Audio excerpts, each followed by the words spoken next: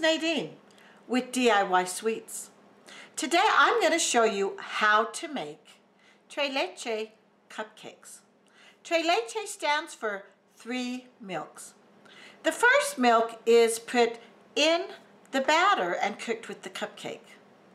The other 2 milks, the coconut milk and the sweetened condensed milk, are mixed together and poured over the already cooked cupcakes, making this a very, very moist cake, but it is oh so yummy.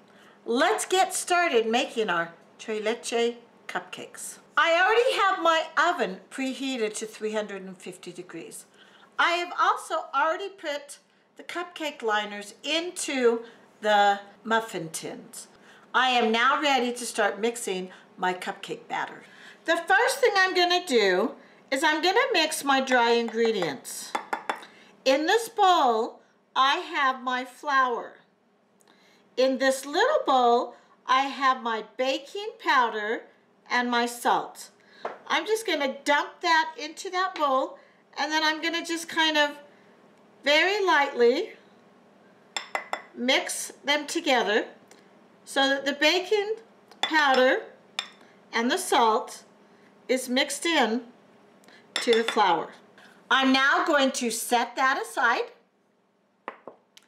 and we're ready to move on to the next step. In our next step, we are going to use a stand mixer. In the stand mixer, we're going to put our butter. And we're just going to beat this up on medium speed for about 30 seconds. This was already at room temperature, so it doesn't take a whole lot to mix it up.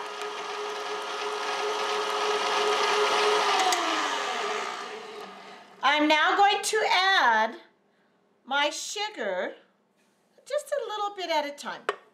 So I put it in there, turn this on, and I let it mix. Once that I see it's completely mixed, I'm going to turn it off and scrape down my bowl.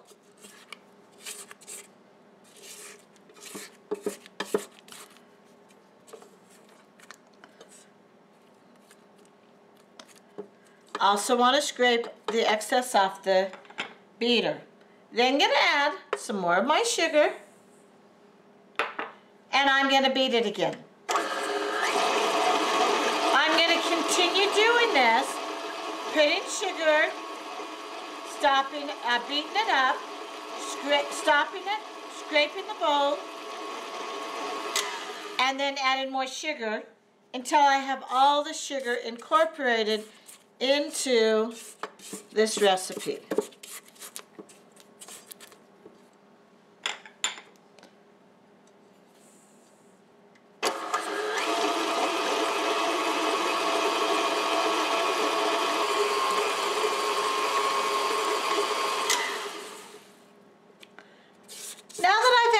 Sugar, I'm going to go ahead and I'm going to turn this on and let this beat for about 2 minutes.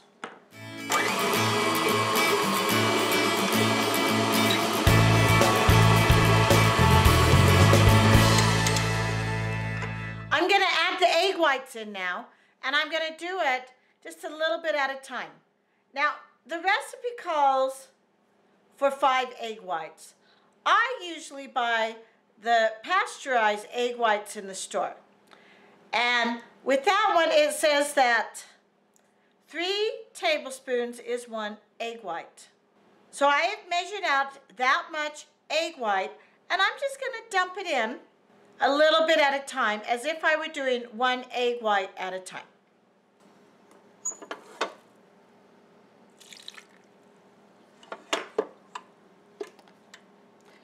So I added just a little bit of egg white, and I want it to be well in between each mixture.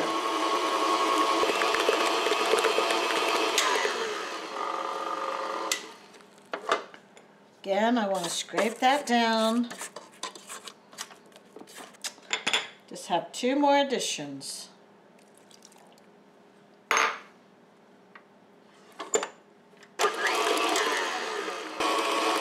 you can see, that looks very well blended in. I'm now going to just scrape this all down, and we're ready to add our dry ingredients and our liquid ingredients. We're going to add it 3 dry and 2 liquid, alternating it. Before that though, we want to add our rum extract and just mix that in quickly.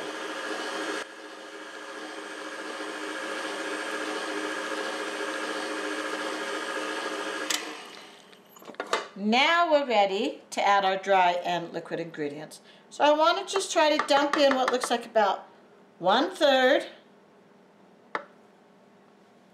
And this time, I'm just beating it till it's mixed in well. I'm not trying to build up the gluten. I just want to mix it enough to get the flour mixed into it.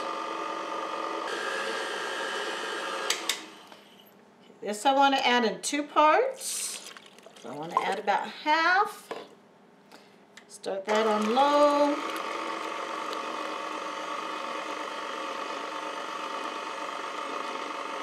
Turn that up. And as soon as I see that is well blended, I'm going to stop it and scrape it down before I add the next part of the flour. Because again, we're not trying to build up the gluten in the flour. We just want it to get it all mixed in well. Let's add some more of the flour. And about half of what's left.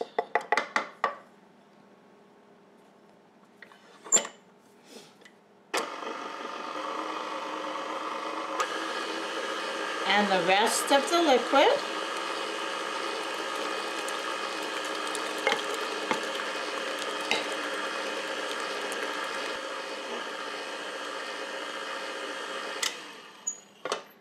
We're going to do one more scrape down before we add that last bit of flour.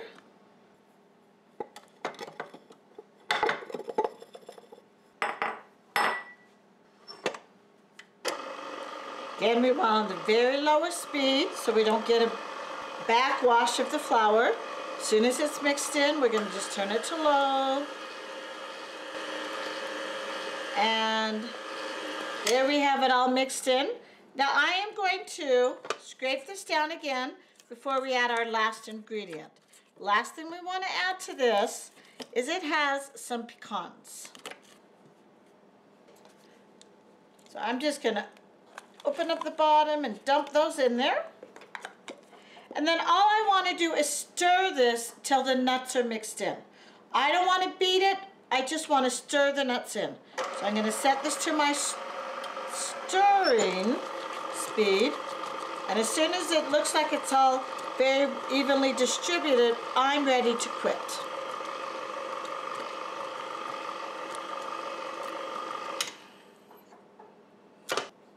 There we have our batter ready to be put into the cupcake liners.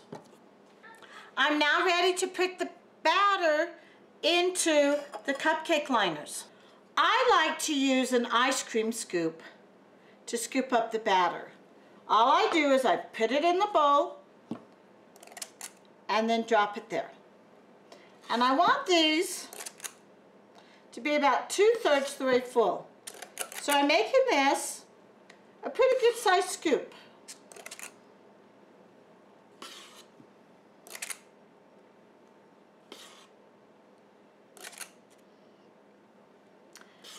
And I just keep scooping till I have all of my cupcake batter scooped up into the pans. Now the reason I like to use the scoop is it kind of helps guarantee that all the cupcakes are going to be the same size. There's still going to be a little bit of variation because you're not always going to scoop the exact amount out on each one. But you're going to come closer to having them all the same size.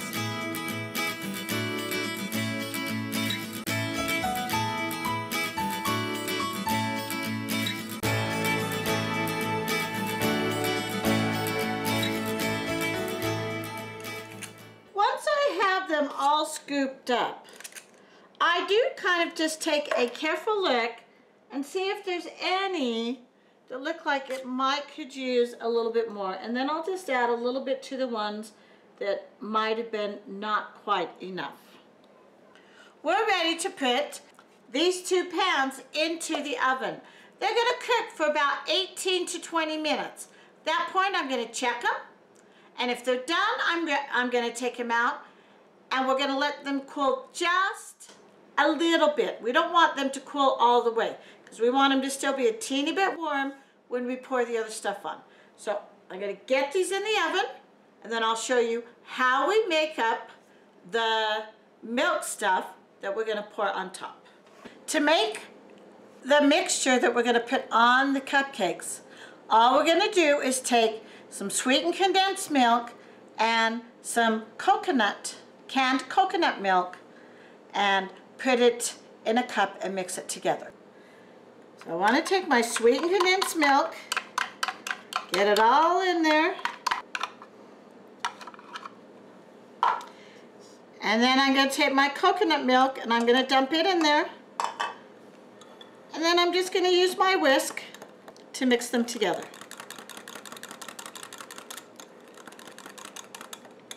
That coconut milk really thins out the sweetened condensed milk. That way, when we're ready to do the cupcakes, we'll just take our teaspoon like this and we will pour it onto the cupcakes. And each cupcake is going to have about 2 teaspoons of this mixture put on top of it. And we'll show you how to do that once the cupcakes are out of the oven and they've cooled. So we'll be back when the cupcakes are done cooking. These cupcakes have just come out of the oven. So all I do to test to see if they're done is I take my cake tester and I just poke it in the center and I pull it out. As you can see, there are no cake crumbs on it. So we're ready. We want to dump these quickly out of the pan. Turn them right side up. We only want these to cool about 10 minutes. And then we're going to poke the holes in it and pour that cream on it.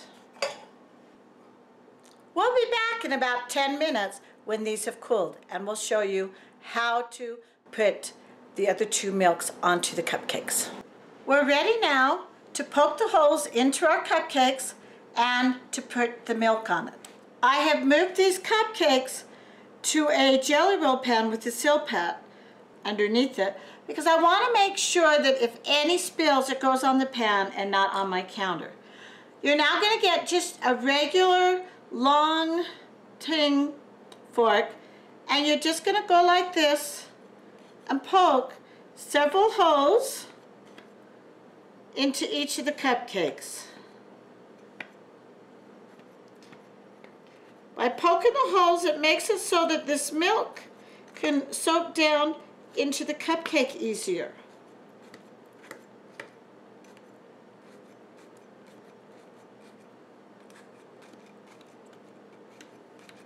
I find I'm putting about 5 pokes into each cupcake, which, since there's 3 tongs, that would be like 15 holes into each cupcake.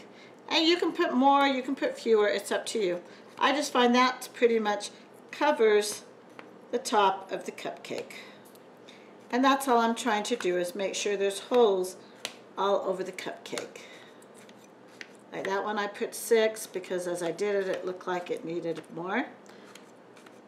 Guess it just depends on how I space it, and if I find there's a big space that doesn't have any. I have all the holes poked now. What I'm going to do is I'm going to take, remember this stuff that we mixed up, and I'm just going to go like this.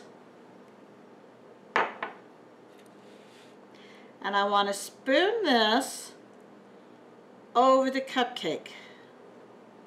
Remember, I want to add 2 teaspoons to it. But I'm only going to add 1 right now, because I want to give that time to soak in a little bit. And then I'll come back and add the other one.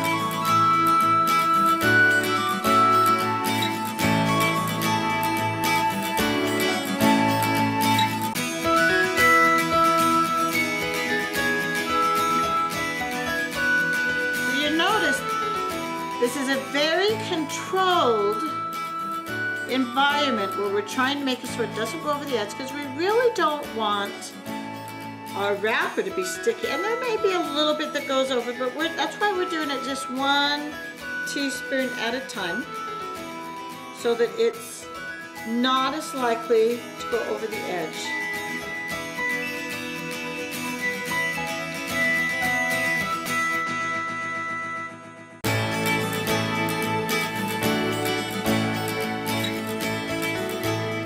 I do have all of them now with the first teaspoon, and as you look, now that I come back to this first one that I did, it's pretty much soaked in there. I'm ready now to put the second teaspoon on there.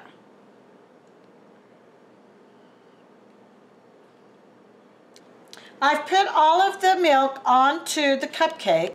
We'll be back after these have sat for a couple hours so that all of this gooey milk can soak into the cupcake. We're ready now to make the frosting part of our cupcakes. Now our frosting is actually a stabilized whipped cream. It's based off of my homemade Cool Whip recipe, but we've changed it a little bit because it has the rum flavor. So let me show you just how we make it. We start by pouring some water into a saucepan. To that water, we are going to sprinkle this unflavored gelatin.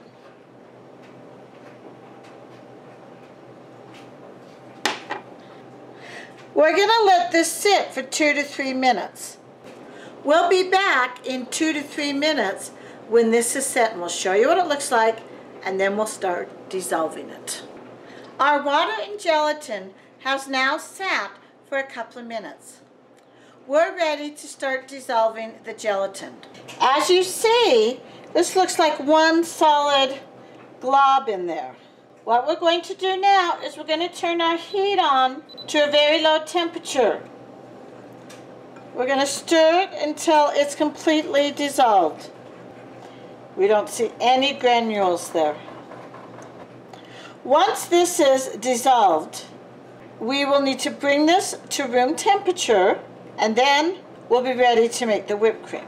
One thing I do to help bring it back down to room temperature so I don't have to wait so long is I pour this into a different container, like this bowl that originally had the gelatin in it, and I let it cool. I usually also stick it in the freezer for just about 5 minutes, and that will usually get it, because it's not that much liquid, down to room temperature. That way I'm able to start with my frosting or my homemade Cool Whip sooner, and I don't have to wait a half an hour to an hour for this to get back to room temperature.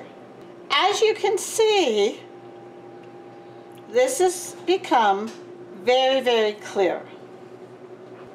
I'm going to go ahead and pour this into my container, and then I'm going to stick this into the freezer for just about 5 minutes. The next thing we are going to do is we're going to add 1 tablespoon of our whipped cream to our cream of tartar. I have the whipped cream and I have the cream of tartar. I want to measure out just 1 tablespoon and put it in this bowl. Then what I need to do is I need to mix this up till the cream of tartar is completely dissolved. Because it's such a small amount, I'm able to do it in this small of a bowl. You notice it becomes kind of like a paste. It is completely mixed in. There are no lumps in there. We're now ready to start mixing our Cool Whip or stabilized cream, which is what we're going to use for the frosting on these cupcakes. Now, to do that, we want to use our stand mixer. So let's go over to the stand mixer, and I'm also going to take that gelatin mixture that I stuck in the freezer out, because it was not that hot and it should be at about room temperature. So I want all of my stuff here before I get started. We're going to start by getting all of that cream of tartar and whipped cream mixture into the bottom of this bowl. And to that, we're going to add the rest of the whipping cream. Now what we're going to do is we're going to start mixing it up. I don't want this going too fast to start with. I'm going to start with a stir because this is very liquidy. As it starts to thicken, I can speed it up. Now I got to do it a little bit faster because that stir doesn't seem to be moving enough to really mix it. So I've got it at a 2. That's moving it a little bit better. I may turn it up even a little bit more in just a minute. But I want to do it slowly so that I know when it's getting to the point where I can't turn it up anymore. Because that's probably about as high as I want to get it. I also want to add the sugar at this point. Now I'm going to let that mix up until it begins to thicken just a little bit. When it begins to thicken, I'm going to add our gelatin mixture. And it usually takes about 2 minutes for this to happen. So we'll be back when it starts to thicken. As I look at this, you can see it has thickened a little bit. It's still very runny, but it has began to thicken. Now I'm going to add my gelatin mixture to this. And this is the reason we wanted this to be cool, because whipped cream mixes up much better when it's cold. So we wanted that gelatin mixture to be pretty cool before we put it in there. Now I'm just going to turn this back on. Now we're going to mix it for just a few more minutes. And then when it really starts to thicken up, we'll add this rum for just the last little mix of it.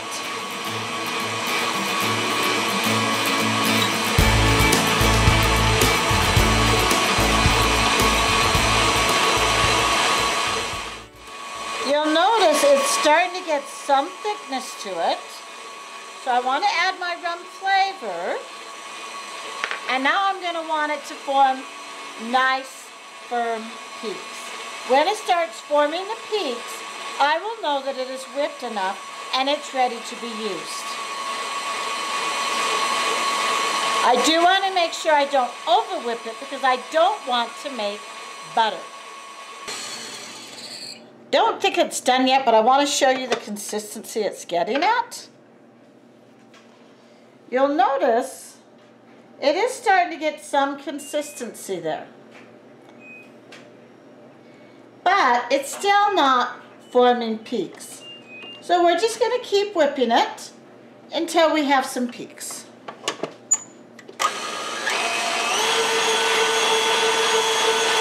And we're to the point where we can now put it on a higher speed because it's thick enough that it's not going to splash all over it. Now you'll notice it's starting to get some form to it.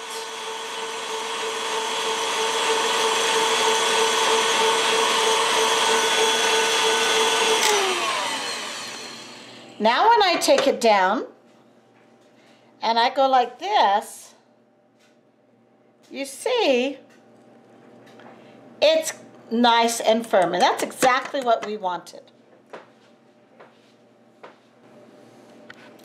We're ready now to frost our cupcakes. I have gathered everything I need now to decorate the cake. I have the frosting that we mixed, or the Cool Whip. I have my nuts that I'm going to sprinkle on top. And I have my coconut. I also have my cupcake. These have been sitting for a couple hours. What I'm going to do now is I'm going to take one cupcake and I'm just going to spoon some of my topping onto it. And then with my small spatula, I want to spread it around. Want to make sure that I have all of the edges sealed up pretty much. And I don't really need it really heaping high. Then what I'm going to do is I'm going to put the cupcake right here and sprinkle some nuts on it. And then I'm going to sprinkle some coconuts on it. And that's our cupcake. So it doesn't have to be really high, and it doesn't have to be really neat, because we're going to be sprinkling stuff on it. So again, what I'm going to do, get a cupcake, put a spoonful of the topping on, and spread it around. And by putting that spoonful of topping on, it does give it some height on our cupcake. Then, gonna sprinkle some nuts on it. The other thing you could do is just stick that into the nuts, but I kind of like sprinkling it. Sprinkle some coconut, and we're done. We're gonna continue doing that until all the cupcakes are done. Then I'll be back with you. We are done frosting the Tres Leches cupcakes. I've put them on a cake stand or a platter, and there they are, ready to be served. This is Nadine with DIY Sweets and our Tres Leches cupcakes. Enjoy and happy baking.